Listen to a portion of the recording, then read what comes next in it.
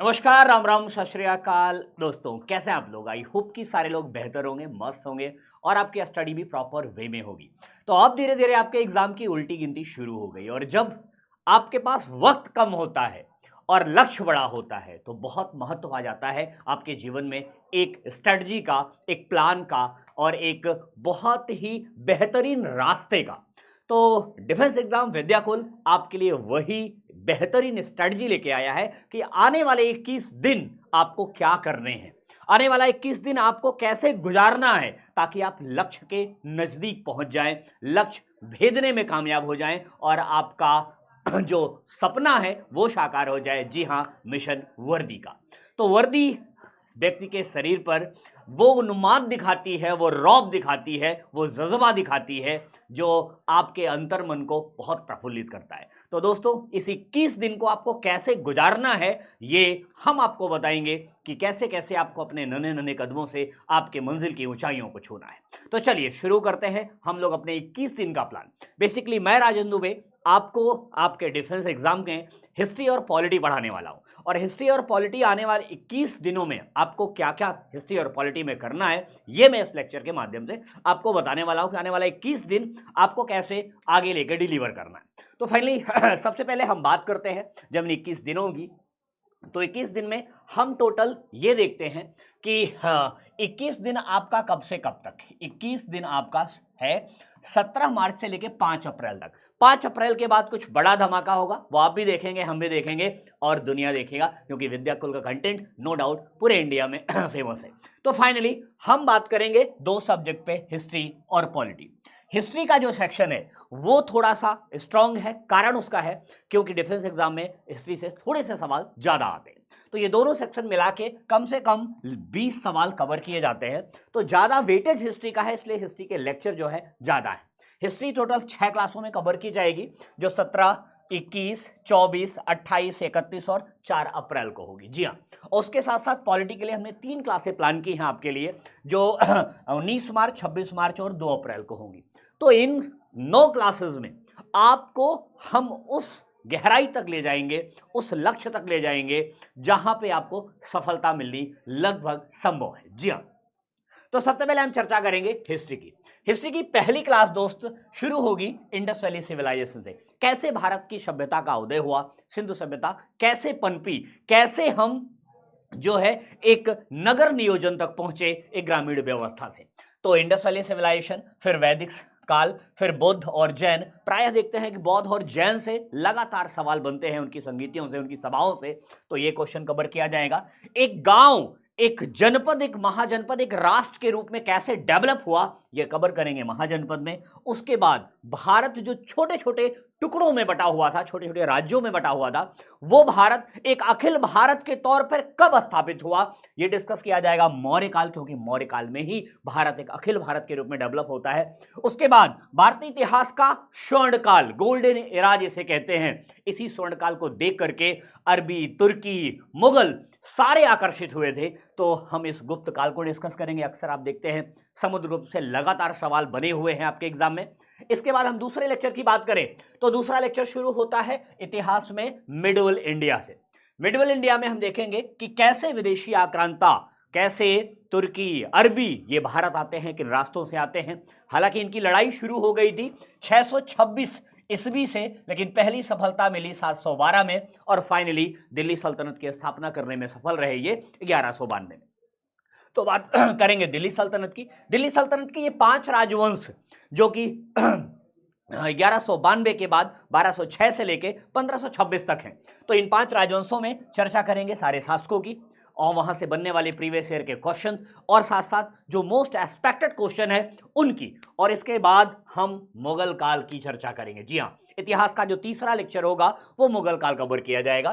तो मुगल डायनेस्टी हम 2 पार्ट में बांटते हैं। मुगल डायनेस्टी के 2 पार्ट हैं। एक पार्ट है महान मुगल का, बेसिकली इतिहासकार महान मुगल इन्हें कहते हैं, मैं इन्हें महान मुगल नहीं मानता। खैर मेरे ना मानने से क्या होता है, एक समय आएगा पूरी दुनिया इन्हें मानेगी कि महान नहीं थे, ठीक है। उसके बाद दूसरा हिस्सा होता है उत्तर मुगल का।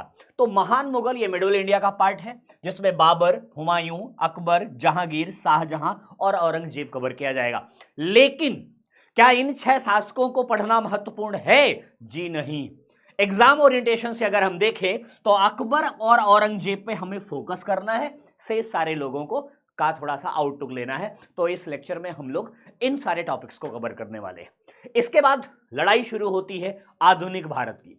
तो एनडीए को आधुनिक भारत के इतिहास से बड़ा प्रेम है, कहते हैं ना कि इश्क है इसे, तो इसे इश्क है आधुनिक भारत के इतिहास से। सबसे ज्यादा क्वेश्चन यहां से बनते हैं।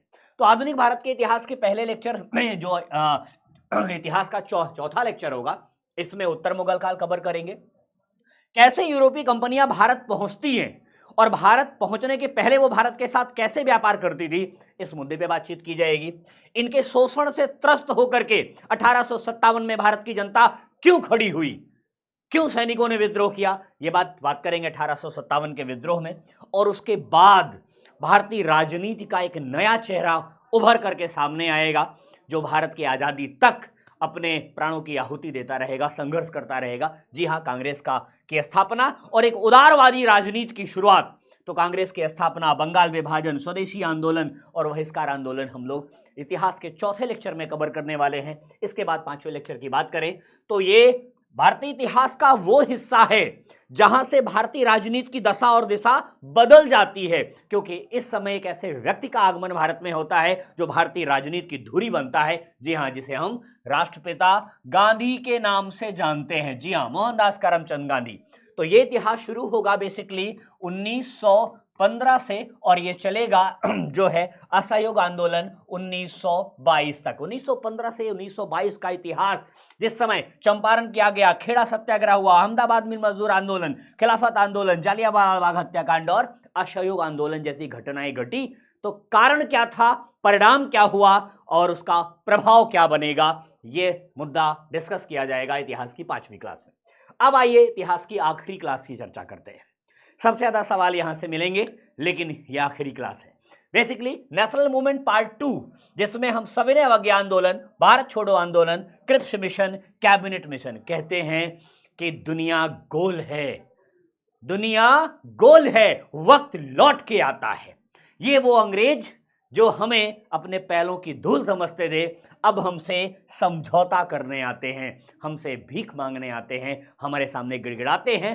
वो सारे लम्हे जिएंगे हम अपनी क्लास में। उसके बाद भारत के वो गवर्नर जनरल, वो वायसराय जो कुछ तो उदारवादी थे और कुछ ऐसे थे जो हमारे शरीर से खून की हर बूंद निकाल लेना चाहते थे। तो उन सबके व्यक्तित्व की चर्चा करेंगे, उनके कार्यों की चर्चा करेंगे हम लोग मुख्य गवर्नर जनरल और वायसराय में। और साथ ही साथ जब हम डिफेंस की बात करते हैं, जब हम रक्षा की बात करते हैं, तो पूरी दुनिया से हमें सीखना होता है और पूरी दुनिया को सिखाना भी होता है। तो जब दुनिया से सीखने सिखाने की बात हो और विश्व इतिहास छूटा रह जाए, ये संभव ही नहीं है। तो हम विश्व इतिहास के कुछ लड़ाइयों पर, कुछ क्रांतियों पर चर्चा करेंगे। हम प्रथम विश्व युद्ध पे चर्चा करेंगे, द्वितीय विश्व युद्ध पे चर्चा करेंगे, और यहां इन सारे सेक्शन से बने हुए प्रीवियस ईयर के क्वेश्चन और आने वाले एग्जाम में किन सवालों के आने की उम्मीद है, इस पर भी चर्चा करेंगे। तो लगातार इतिहास कवर किया जाएगा आपका इन 6 क्लासों में। अब इसका दूसरा हिस्सा जो मैं पढ़ाने वाला हूं आपको, वो है पॉलिटी। हालांकि पॉलिटी बहुत बड़ी है, हम इसे जीते हैं। संविधान हमारे जीवन का हिस्सा होता है, हमारे एग्जाम का हिस्सा तो है ही है, वो हमारी जिंदगी का हिस्सा होता है। हम डीएम को, मुख्यमंत्री को, प्रधानमंत्री को, राष्ट्रपति को जानते हैं। भाई व्यक्तिगत जान पहचान नहीं है, लेकिन अपने देश की शासन व्यवस्था में इन्हें जानते हैं, पढ़ते हैं, समझते हैं। तो इनकी शक्तियों, अधिकारों को जानना भी जरूरी है, एग्जाम के लिए भी और व्यक्तिगत तौर पर भी। तो पॉलिटी को, जिसे हम भारत का संविधान कहेंगे, जिसे भारत का संविधान कहिए कि इस हिस्से में हम भारत का संविधान पढ़ेंगे। भारत का संविधान कोई 3 लेक्चर में नहीं पढ़ा जा सकता, लेकिन परीक्षा के बिंदु से देखें तो हम 3 लेक्चर में इसे समेटकर सागर से मोती निकालने की पूरी कोशिश करेंगे। और कोशिश करने वालों की कभी हार नहीं होती, इसलिए हारेंगे भी नहीं। तो इसकी पहली क्लास में संविधान के कौन कौन से भाग हैं, कौन कौन से अनुच्छेद हैं, कौन कौन से अनुसूचियां हैं। जब शुरू हुआ था संविधान 395 अनुच्छेद हुआ करते थे, आज 468 पहुंच गया। जब शुरू हुआ था संविधान 8 अनुसूचियां हुआ करती थी, आज 12 पहुंच गई। तो कौन कौन सी अनुसूची जुड़ती है, कैसे कैसे जुड़ती है, क्या कारण थे, इन पर चर्चा की जाएगी। उसके बाद इसी लेक्चर में भारतीय संविधान को भानुमति का पिटारा कहते हैं। क्या कहते हैं? उधार की थैली कहते हैं। तो क्यों कहा जाता है? हमारे संविधान में किन किन देशों से प्रभावित व्यवस्था दिखती है, कौन कौन से देशों से हमने कौन कौन से फीचर लिए हैं, और साथ साथ हमारे देश के लोग कैसे नागरिकता प्राप्त करते हैं, कैसे विदेश के लोग प्राप्त करते हैं, हमें क्या अधिकार है, उन्हें क्या अधिकार है, इस मुद्दे की चर्चा की जाएगी। दूसरी क्लास में मौलिक अधिकार और मौलिक कर्तव्य की चर्चा करेंगे। साथ साथ बहुत महत्वपूर्ण टॉपिक इंडियन कॉन्स्टिट्यूशन का, सबसे कहते हैं हृदय, हार्ट कह लीजिए इसे, तो हम चर्चा करेंगे इंडियन कॉन्स्टिट्यूशन का पार्ट 5, जिसे आप यूनियन गवर्नमेंट कहेंगे, जिसमें president, vice president, parliament, prime minister, ये सारे लोग आएंगे। तो ये आर्टिकल 52 से शुरू होता है 151 तक, लगभग 100 आर्टिकल, 1/4 कॉन्स्टिट्यूशन कवर किया जाता है इसमें, तो बहुत महत्वपूर्ण पार्ट है। और उसके बाद वो चीज आएगी आपके सामने जिसे आप खुद जीते हैं, जी हाँ, लोकल सेल्फ गवर्नमेंट। तो लोकल सेल्फ गवर्नमेंट 2 प्रकार की होती है, ये आपको पता है, नहीं पता होगी तो हम बताएंगे यार, ठीक है। लोकल सेल्फ गवर्नमेंट में अर्बन और रूरल, जो गांव के लोग हैं वो गांव में गांव का प्रधान जानते ही होंगे, और जो शहर के लोग हैं वो नगर पालिका के पार्षद को जानते होंगे। तो इन दोनों को डिस्कस करेंगे इसमें। और साथ ही साथ सबसे अधिक सवाल देने वाला टॉपिक कॉन्स्टिट्यूशनल इंस्टीट्यूट, संवैधानिक संस्थाएं कौन कौन सी, वो संवैधानिक संस्थाएं हैं, सीएजी है, फाइनेंस कमीशन है, इलेक्शन कमीशन है, सदैव चर्चा में बने रहते हैं। दिल्ली के सीएजी ने रिपोर्ट पेश की, दिल्ली की सरकार की जड़ें हिल गई, ठीक। तो ऐसी चर्चाएं बनी रहती है। इलेक्शन कमीशन के ऊपर तमाम आरोप लगते हैं, इलेक्शन कमीशन उसके बाद भी बेहतरीन इलेक्शन करा के दिखाता है, ठीक। तो ये सारी चर्चाएं यहां इस क्लास में की जाएंगी।